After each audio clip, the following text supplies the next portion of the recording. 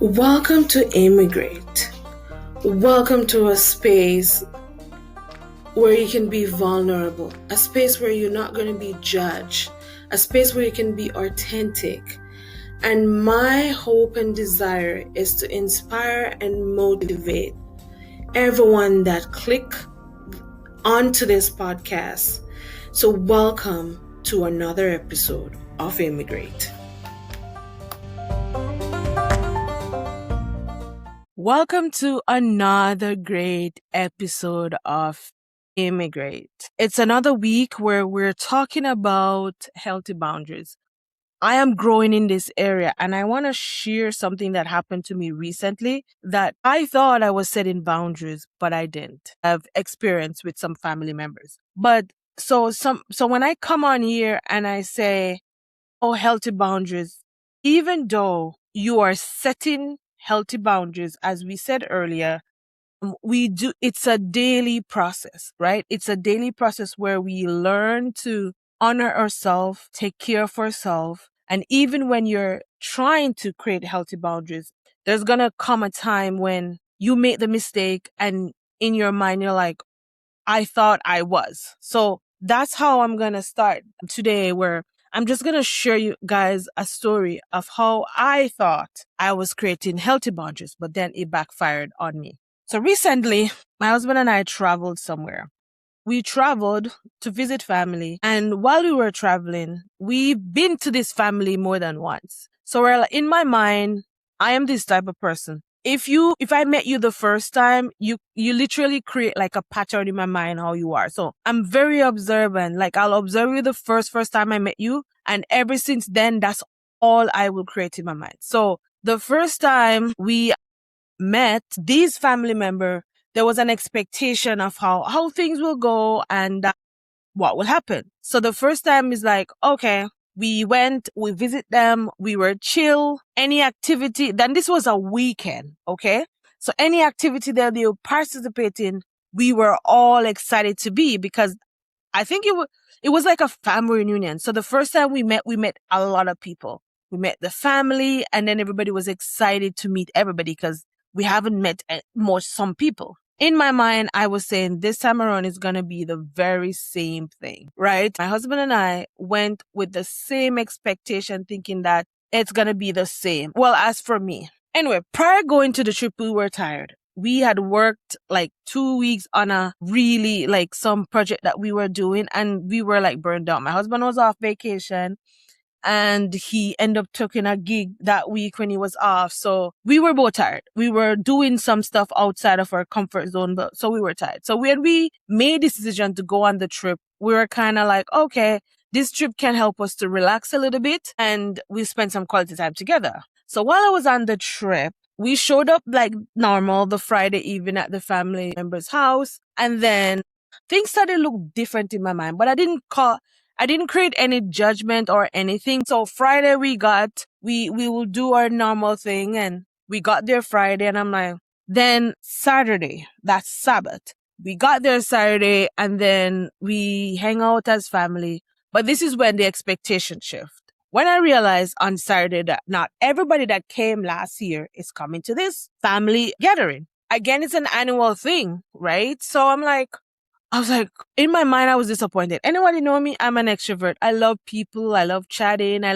So I was so excited, but I got disappointed. Anyway, my husband kind of was too, but he didn't share it until we got to our hotel. Anyway, after the day, so the family wanted to do some activities that at the time, I honestly wanted to sleep. As I said earlier, I was tired. So the family decided they wanted to do some stuff and Matt and I decided we're going to forfeit this activity. We slept. Okay, they came back. We talked about stuff, we did another activity where everybody was involved. Again, the group was smaller than it was the last time. So it meant that conversation would be either awkward or conversation would be slower or no conversation at all. So then we decided that we ready to go home at a certain time in the evening. Cause I was like, we're there for the whole day. My husband was saying we're there for the whole day. We were like, yeah, we need to spend some time. So anyway, we decided we're going to go walk around in the town. Because the last time we went, we didn't do that at all. So I'm like, why would we visit somewhere and we'd never actually ever walk around or know how the place look?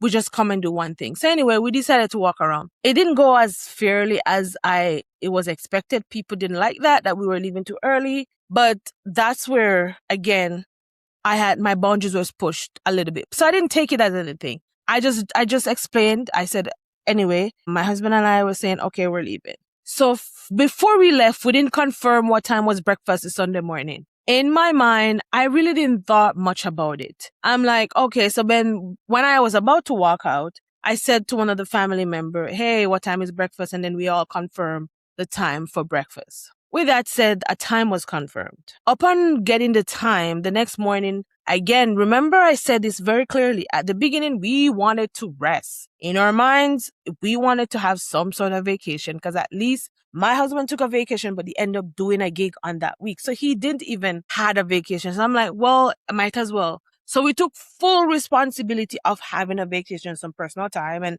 quality time together. So we did that. We end up reaching late because we end up spending too much time, quality time. And that's when the disappointment started. So people weren't happy. People started saying, the family members started saying stuff that was not related to what I expected in my mind. And then I started feeling like, what are you guys saying? Like, we did explain ourselves yesterday.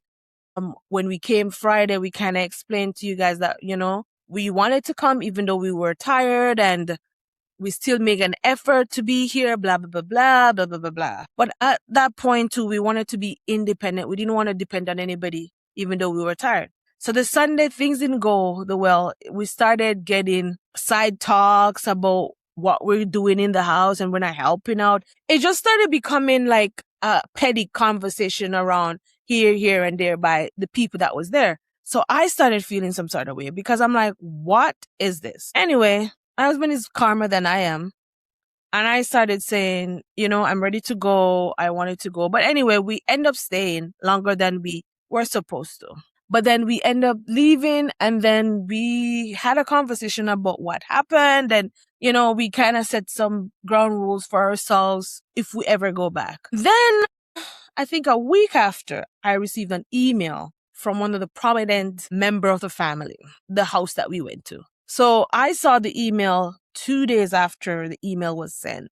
I was not happy because I knew I felt like they were just nitpicking every single thing, even though we explained ourselves. So I respond to the email and I made it very clear of the same things. And one of the things why I want to share this story is that to say what I've learned in this situation. The year prior, I had set an expectation that when I come to your family event, I'll be totally available to you. That's what I set. I made that expectation, not knowing if I had gone back again and I can't make that expectation that the family will feel some sort of way. So in my mind, I was like, okay, even though I was tired and we both chose to just nap during that small activity, we did everything else, but just one activity we didn't participate in it. It was told to us that what we did was not nice or received by everybody. Sometimes our expectations, we think we have in our minds, or we think that we're setting a good expectation. Sometimes you don't know that you have set an expectation. I said this, I don't know if I've said this on this platform, but I've also noticed that when you see someone's behavior, believe them, a pattern. We have set a pattern, right? So I understand why they react the way they do. But what I did not respect is how they came at both of us, thinking that we just wanted to be rude and we just didn't care about their feelings, right? So I've learned now, if any expectation that you set, make sure, because in my mind, I was like, well, they should know certain things about us as Adventists, blah, blah, blah, blah. But I did not make that expectation. I did not set that expectation. I thought they knew.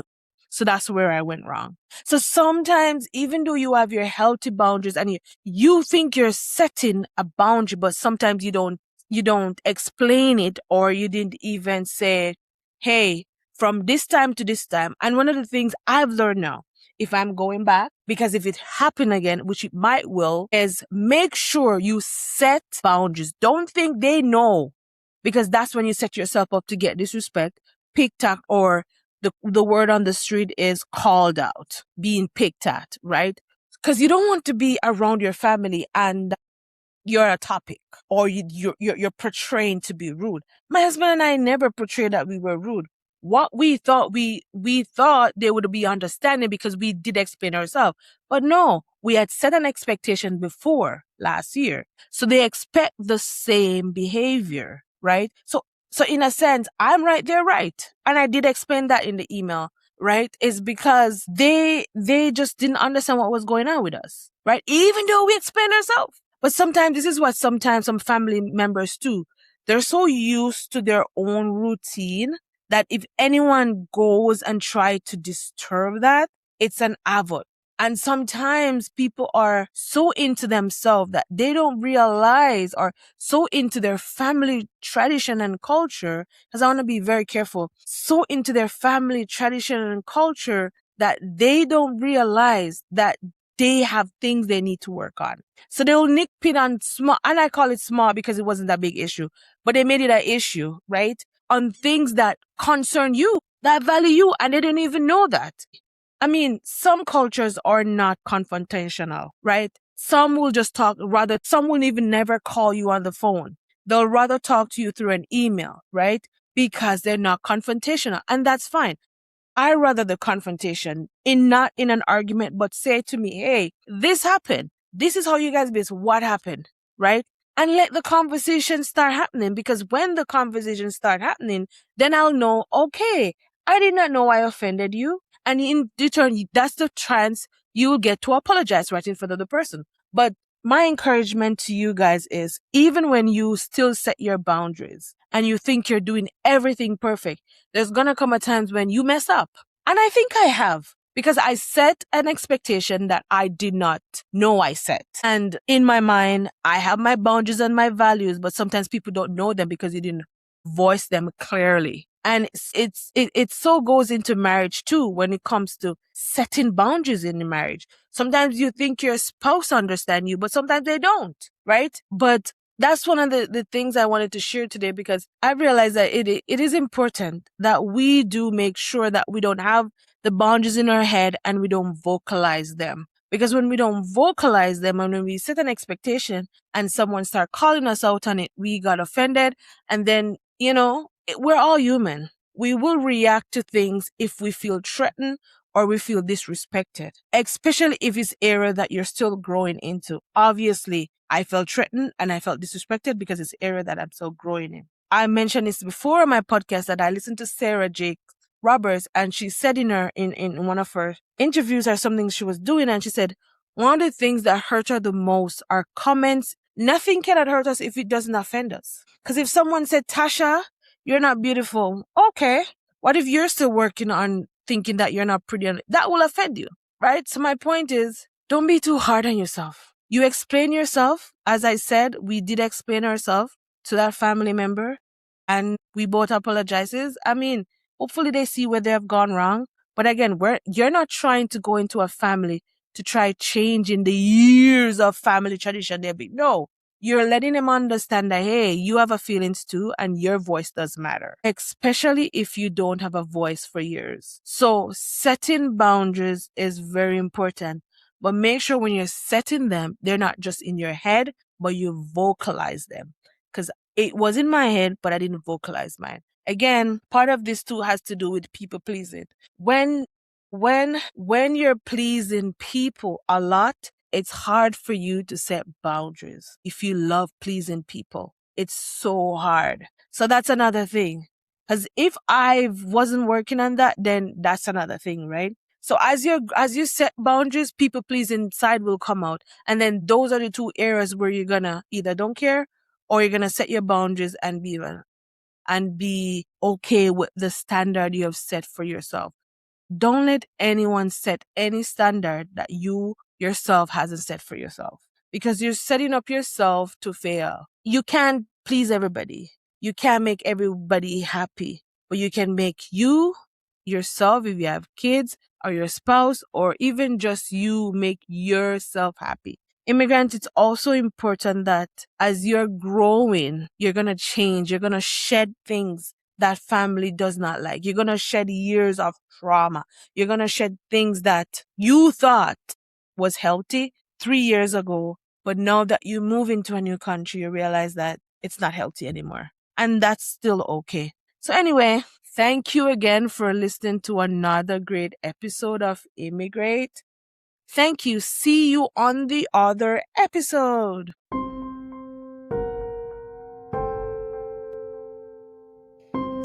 Thank you, everyone, for listening to that wonderful interview. It was such a delight. If you want to hear more inspiring episodes like these, please to follow us on our Instagram at Immigrate. We'll be uploading all the videos, all the short clips of it, and you can find me in my email at heslop.Tasha-Gaye13@gmail.com. That is heslop.Tasha-Gaye13@gmail.com. Thank you for listening to another great episode of Immigrate.